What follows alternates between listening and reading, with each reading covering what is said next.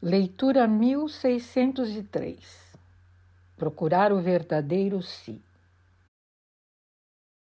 Ouvindo as suas leituras, mestre, compreendi que enquanto não se alcança o conhecimento de si mesmo, não é possível entender o próximo e nem muito menos tudo o que nos rodeia. Vindo a faltar, de fato, tanto a sabedoria como o discernimento. A falta de conhecimento de si mesmo traria somente angústia e sofrimento. Mestre, por favor, nos conte como o senhor conseguiu. Quando jovem, eu pensava ser uma pessoa realmente boa. Mesmo assim, eu não conseguia me dar bem com ninguém. No final, eu acabei vivendo de jeito tão miserável que as pessoas me evitavam. Foi então que tomei a decisão de colocar a palavra fim nos meus dias. Abandonei a cidade e me dirigi à montanha com a firme intenção de tirar a minha própria vida. Chegando ao local, resolvi dar pelo menos uma volta, saudar pela última vez a natureza antes de ir embora. Mas tive somente o tempo para uma reflexão. Eu não conhecia nada do mundo, e muito menos quem eu era. Mas assim mesmo, eu tinha vivido até aquele momento de jeito arrogante. E foi isso. Foi quando percebi esta verdade que me ajoelhei e comecei a recolher lixo. Dobrado sobre os joelhos, comecei a me perguntar. Me perguntei quem era eu realmente, por que eu estava perambulando pelo mundo e qual fosse o motivo da minha existência. Por 17 anos, vaguei sem rumo, subindo e descendo aquela montanha em companhia destas perguntas, catando lixo e evitando falar com qualquer pessoa que encontrasse. Eu não tinha subido para lá para estudar, mas todos os anos passados no meio da natureza tornaram o estudo possível, e foi graças a ele que consegui me encontrar. Devagar, enquanto continuava o meu humilde trabalho, a natureza começou a revelar os seus segredos aos meus olhos. Não me afligi querendo me encontrar a qualquer preço. Só continuei a refletir e continuei me perguntando. Sem quase perceber e com a pureza que existia em mim, compreendi e entrei a fazer parte da própria natureza. Tive a possibilidade de visitar outras dimensões e lugares onde viviam os deuses e as almas, e assim pude estudar. Compreendi como se deu a criação, quem somos e por que viemos fazer esta experiência na Terra. Naquele tempo, foi a própria natureza que se encarregou de me ensinar tudo, e assim pude assistir a coisas extraordinárias. Sem quase perceber, o meu estudo continuou por todos os anos que passei aos pés daquela montanha. E, finalmente, chegou o momento da volta. Depois de 17 anos vividos naquele lugar, eu estava pronto para o retorno. Foi então que, improvisamente, despertei com o barulho retumbante proveniente do céu, e meu corpo inteiro tremeu. Chong-Bu-Gyong, as 81 cartas.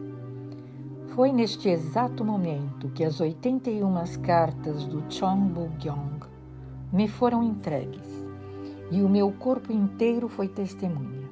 Compreendi que se tratava das palavras do céu, e que todo o estudo praticado durante aqueles 17 anos estavam contidos dentro das 81 preciosas cartas.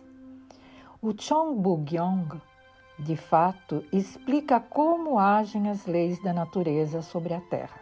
Compreendi também que aos Hong-Ji-Kingan, isto é, aqueles que nasceram com o único propósito de beneficiar os outros, caberia conservar esta potente lei e divulgar o testemunho.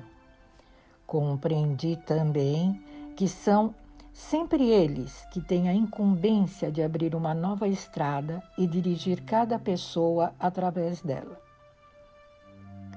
Abandonei a montanha e comecei a visitar aldeias e vilas. E foi durante aquelas viagens que pude perceber que maravilhosa obra de arte fosse este nosso mundo. Naquelas ocasiões, pude constatar também que os Rondikingan, embora estivessem já em circulação, ainda não estavam prontos a realizar as tarefas destinadas a eles. Compreendi que a nossa evolução tinha se interrompido e que os nossos filhos não sabiam qual estrada percorrer. Então, tomei a liberdade de delineá-las para eles. Se a primeira geração de Rondikingan vivesse respeitando a própria natureza, isto é, levando benefícios ao próximo, as sucessivas gerações só poderiam seguir o exemplo. Nós não estamos divididos e nem poderíamos estar, visto que somos um. É somente reconhecendo tal princípio que o tempo dos Rondikingan poderá desabrochar. Esforçando-se com dedicação para o benefício dos outros, como é na natureza deles, conseguirão finalmente arrebentar as correntes que os mantêm aprisionados ao passado. Estas pessoas, tão preciosas e importantes para a sociedade, deveriam viver respeitando os princípios da ética Rondik, isto é, o que posso fazer pelo meu próximo? E pelo meu país? E pela sociedade? Pela inteira humanidade? Eles deveriam crescer com esses princípios no coração. Todos nós deveríamos fazê-lo. Uma vida dedicada ao benefício do próximo fluiria de forma suave e natural e poderia difundir luz e bem-estar ao seu redor. É no início de 2013 que uma nova forma de viver começou a se impor e que deveria ser respeitada e seguida por todos nós. Naqueles dias, a humanidade ingressou no tempo do Rushon Sidai, cujos princípios fundamentais são marcados por um conceito fortemente não individualista da vida. Um conceito que colocaria o nós acima de tudo e da regra que exigiria viver para o benefício outrem, segundo os princípios já citados pela ética Rondik. E assim, de agora em diante, quem insistir em viver para o próprio interesse e sempre com mais ganância, encontraria somente dificuldades no próprio caminho. Mais simplesmente, quem continuasse a pensar somente em si, presenciaria a destruição da sua própria vida. Ao contrário, vivendo segundo os fundamentos determinados pelo Rushon Sidai, poderíamos atravessar a vida com alegria e serenidade. E agindo desta maneira, poderemos fazer justiça aos sacrifícios dos nossos ancestrais, que nos abriram a estrada e nos permitiram alcançar esta meta, e expressar-lhes toda a nossa gratidão. Portanto, tornem feliz a sua vida. Façam assim, de maneira que o sofrimento e os sacrifícios daqueles que te precederam possam finalmente dissipar-se completamente. A vida se abriu, o caminho iniciou.